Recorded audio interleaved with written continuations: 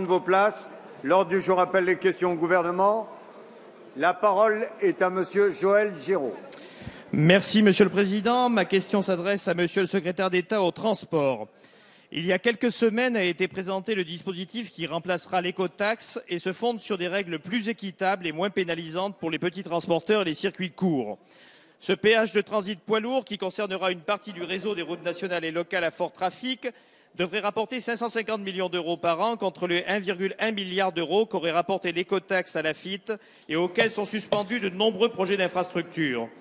Partout où elle est instaurée en Europe, l'écotaxe se paie sur autoroutes et routes rapides. C'est le cas par exemple en Autriche où les poids lourds paient en moyenne 22 centimes par kilomètre sur les autoroutes contre 11 centimes en France. La privatisation du réseau autoroutier français s'est faite dans des conditions très discutables que nous n'avons pas oubliées. En 2005, l'État a encaissé 15 milliards d'euros, dont 4,7 seulement ont été attribués à l'AFITF, qui se voyait ainsi privé de sa rente annuelle, que devait venir compenser l'écotaxe. Les sociétés d'autoroutes seront doublement bénéficiaires de ce péage de transit. La facturation de l'usage de routes auparavant gratuites reportera une part significative du trafic sur les sections à péage. Quitte à payer 13 centimes le kilomètre sur une nationale qui roule mal, autant passer par l'autoroute et son péage privé. Mais également, les sociétés habilitées de télépéage qui fournissent le boîtier embarqué sont des filiales des sociétés d'autoroutes, le double jackpot en quelque sorte.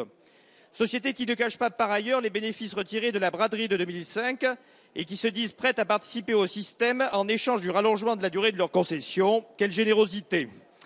C'est à l'État de fixer les nouvelles règles pour que le système fonctionne et qu'il soit juste. Il faut absolument commencer par ponctionner les autoroutes, qui sont des déviations de routes écotaxées. De la même manière, les nouveaux itinéraires écotaxés devront concerner les routes rapides et autoroutes parallèles, de sorte que l'argument du déséquilibre économique de la concession ne soit pas opposable. Ma question est simple.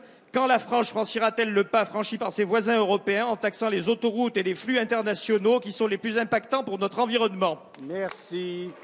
La parole est à Monsieur Jean-Marie Le Guen, secrétaire d'État chargé des relations avec le Parlement. Merci, Monsieur le Président. Être attentif. Monsieur le député, d'abord, je vous prie d'excuser l'absence de Frédéric Cuvillier, actuellement au Sénat pour l'examen du projet de loi de réforme ferroviaire. Le péage de transit poids lourd sera instauré, vous l'avez dit, sur les itinéraires de grand transit qui supportent déjà un trafic supérieur à 2500 poids lourds par jour.